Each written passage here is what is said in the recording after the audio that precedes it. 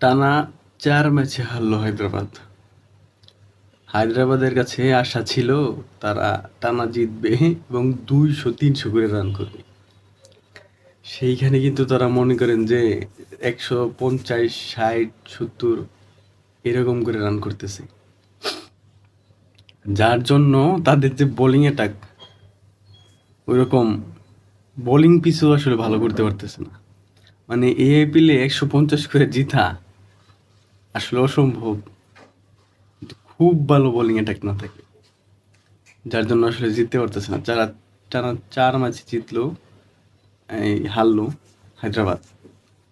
মানে হায়দ্রাবাদের সাপোর্টারদের জন্য আসলেই দুঃখজনক। তারা আসলে দেখতে চাই হায়দ্রাবাদের কাছ থেকে হাই স্কোরিং ম্যাচ, কিন্তু সেখানকার দিক থেকে ১৫০-৪০ রান কইরা ম্যাচ জেতা আসলে হায়দ্রাবাদের সম্ভব না।